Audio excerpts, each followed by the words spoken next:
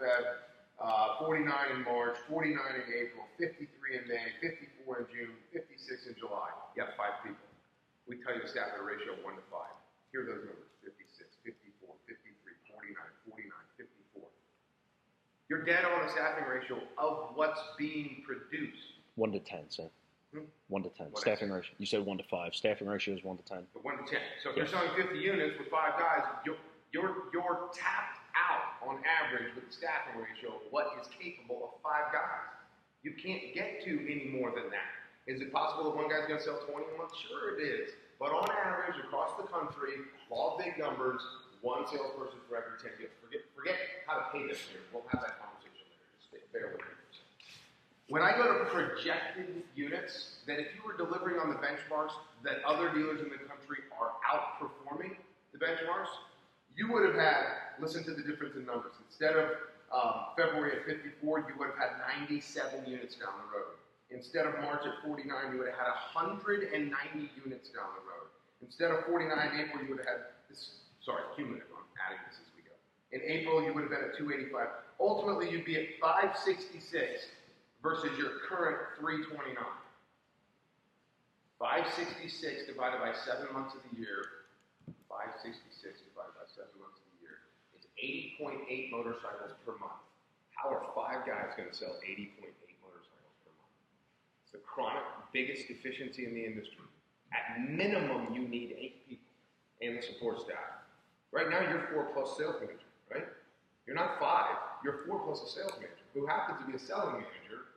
And the problem with, I'm guessing a selling manager. You're selling bikes as well? Not actively going out on the floor. I'm working the deals with these guys. At times. So how many sell 81 bikes for 4 guys? When we know over and over across the industry, the best performing dealers are selling at 1 to 10. Forget how to pay you on 1 to 10. Table that. I know that's in your brain right now. Forget that for a second. Just understand that the best dealers in the country maximizing performance are selling in a ratio of 1 to 10. And you should be at 81 bikes, and you have 4 guys. You currently have 4 guys selling 54 bikes, 56 bikes, 53 bikes, 49 bikes, right? I can't get you into the other departments because you're not available to go talk to the guy at the parts counter. You're so understaffed, you can't get to the service department to talk to some of these people. So I get why it's not happening. The answer is why we're not getting people on the log. We don't have enough people. Whether we have the mindset or not, I don't know yet, but we don't have enough people to make that happen. It's the biggest chronic deficiency in the industry. When you look at how many people are needed to create an amazing experience for everybody walking in the door, most dealers simply don't have. Here's the beauty about transactional data. I can tell you to the bike how many bikes should have gone out of the store. And I'll get to you with why. Just take my word on it right on the surface. I can tell you exactly. You should have had exactly 566 motorcycles currently going out the road, as opposed to the 329 that you did have. 566. What's cool about it is that you can reverse engineer your way into all of the other pieces. So if I had that many bikes, how many staff would I have? If I had that many bikes, how much P&A do I need? How much motor flows do I need? How much advertising should I spend relative to that many bikes? Because we have a per unit sold number for every possible thing you can track in the industry. We have this down to an absolute science. And folks, you're in the room with some dealers who've got it down to the science. And look at some of the numbers that they're producing. Table that back to the history. Guys, my intent is not to kick your ass today. That's not my intent. My intent is for you to understand what's in front of you in the headroom that's possible in the store. That's my intent. Back to the transactional data, okay? Swing counters weren't working. We had to look at something more stable. So Matt Chiappetta, who used to work for Ride Now, he was talking to Bill Marks. Bill Marks tracks all the data for Ride Now. And they were talking about what's a stable number that we can find some measurement to go against a stable number instead of a volatile swing count number. Matt and I were having lunch one day, and I said, you know what, Matt? Power Sports Business Magazine right here, they did a survey of all dealers around the country. 94% of the time when someone goes to the parts counter, he buys something. That's a really stable number. Now, the salesmanship of the person behind the parts counter will tell me whether he buys 1 or 7 things, but there's a transaction that happens 94% of the time when a customer goes to the parts counter. We can work off of that stable measurement. And by the way, Basil, when my bike goes plunk in 3rd gear, there's a really good chance I'm going to open up a service repair order when I bring it to you. That's a very stable transaction that's happening. You guys follow me here? Relative to, you can do everything right in the sales department, and the best dealerships in the country close 10% of the floor traffic. The best ones in the country are closing 10%. You do everything right, you're going to fail 90% of the time. That's volatile, man.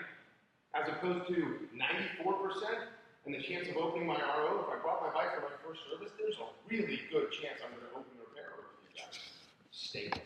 So the conversation with Matt is, Matt, how about if we looked at all of the relatively stable pieces of the business, parts, clothing, service, everything, somebody was in the store and bought something, that stable piece of it, versus the volatility of the sales department and built ratios across the bridge.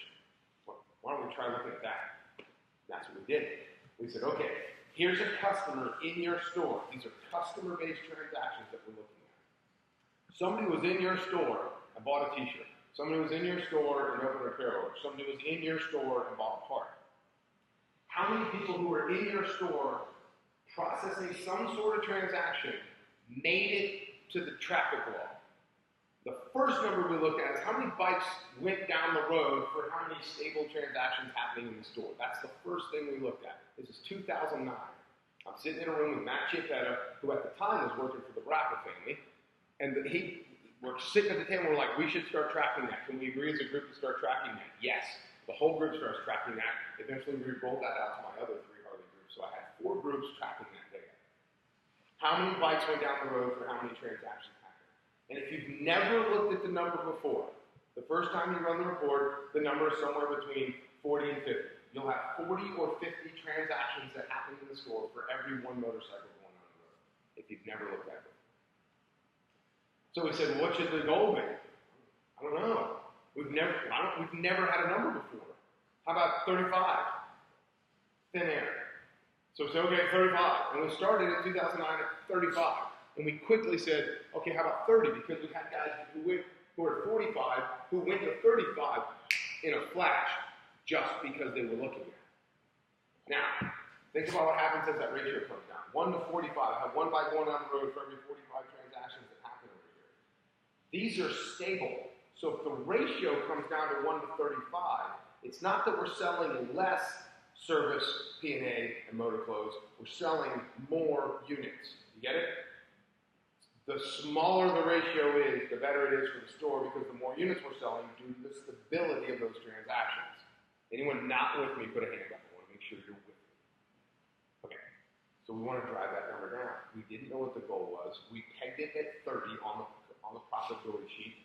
For the first year and a half, we had that thing pegged at 30 until we had dealers performing better than 30. They were delivering 1 bike for every 28 transactions. Then I had a guy deliver 1 bike for every 24 transactions.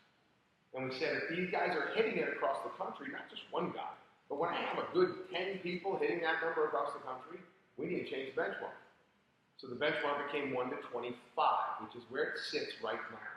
The benchmark of transactions to deliveries is 1 bike delivered for every 25 transactions that are happening in the store. We know it's attainable. We know it's stable.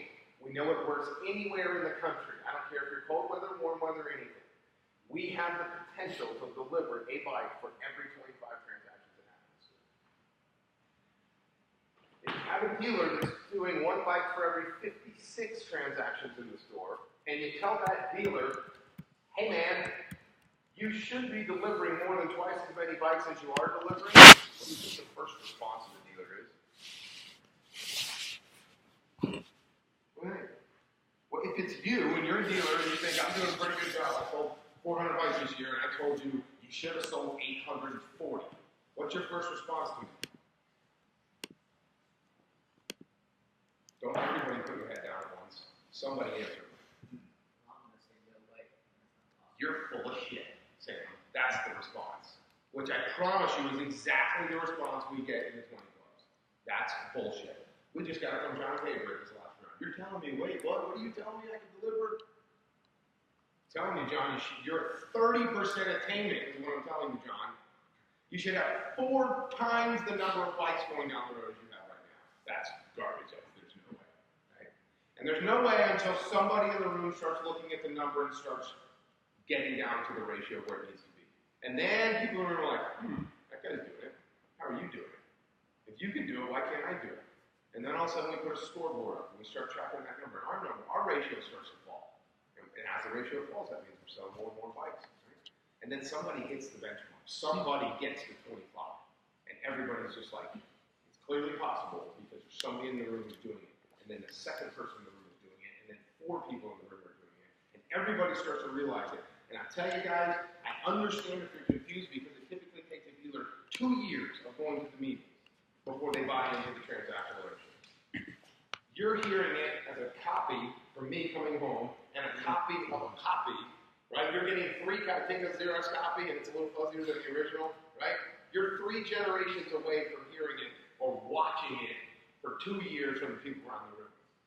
I promise you, and I'll pull up some actual data of other people we were just at a month ago. I promise you that number is attainable.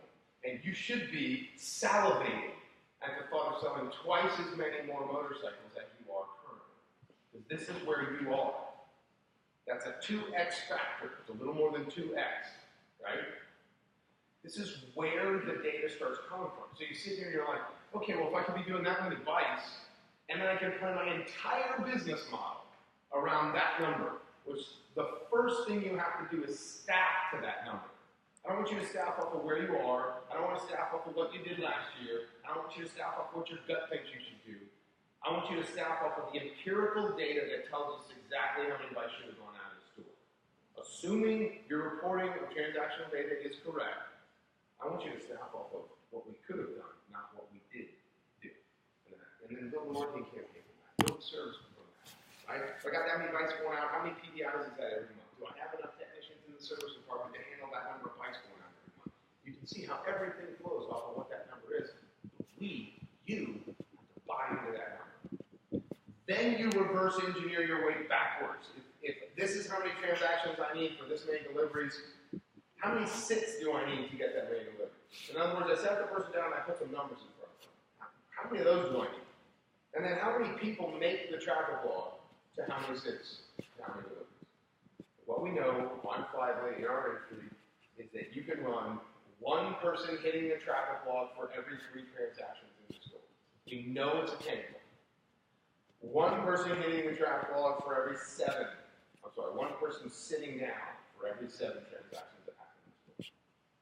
1 person, 1 bike delivered for every 25 transactions that happen in the store. Now, I didn't look down there, Matt. Do you have a scorecard somewhere where you're showing us?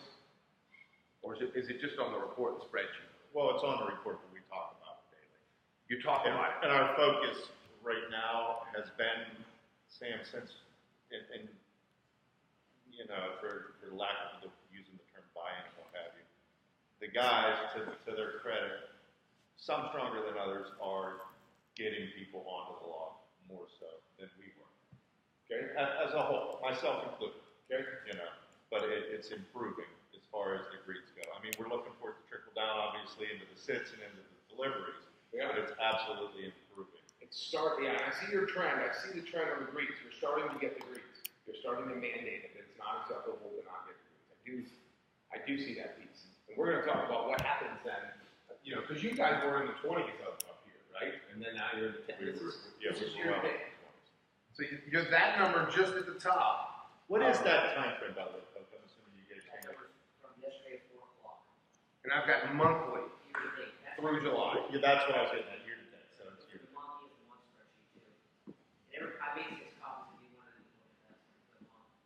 Yeah, like you had 14.0, 14.3, and now you're at 10.7. That doesn't sound like a big deal. A difference of 4 on a number of 3, right? That's a big damn deal. So I get it that this number is coming in line, and typically that's the first number that does come in line. Because you simply will not tolerate not putting somebody on the log. That's the whole first step of it all. Get somebody on the log, and then what does it do? Somebody's in the store, get them on the log. But I want you to see how deficient even this goal is. Not yours, just the goal itself. 1 to 3. What we're saying is that we should have 1 person on the log for every 3 transactions that happen in the store. That's not saying you should have 1 person on the log for every 3 people in the store. 3 people who are buying. Every 3 that buys something, there should be somebody on the lawn, right? I wonder how many people buy versus how many people are actually just in the store. How many people do you think come in the store and don't buy something? 1%, 10%, 50%? And we don't know. I'm just asking. What do you think? What do you think the number? 25%? So really what that's saying is that 1 person should hit the log for every 4 people in the store. Because 3 of the 4 bought something, 1 did not buy. Yet when I ask the question, how many people should make the traffic log versus the number of door swings, your answer is 100%. Everyone who walks in the door should make the traffic log. I'm not even asking you to put everybody on the traffic log. I'm not even asking you to put half the people that come in the door on the traffic log. I'm asking you to put 1 out of 4 on the traffic log. Because 1 doesn't buy, and 3 bought something else, and I want 1 person on the log for every 3. I don't think it's that ambitious of an ask. Because I promise you, the dude who's here for a part is interested in another motorcycle. He's just not at his touch 20. We know it takes 20 touches to get someone to pull the trigger. Every 20, they pull the trigger. He's just on touch 4 with his current bike. He's not at touch 20 yet. I promise you, if you put him on the log, you call him, now he's on touch 5. You invite him to the party, now he's on touch 6. We can get him to 20 sooner. And that's one of the things that I want you to know, Sam, that I've talked to these guys about and remind them about. Because, say Sam Dantzler came in on Monday, and today is Thursday, and because I'm a firm believer in 20 touches, and I know you doubt whether or not I believe that's going to start today. But, you know, if Sam was in on Monday and he's back in on Thursday, that is another touch. That is another grease for whatever reason you have to. You know, that's the relationship. And the Greeks build the relationship, which ends up with the sits and the deliveries, the compounds. Think of the girl, like the girl at the bar.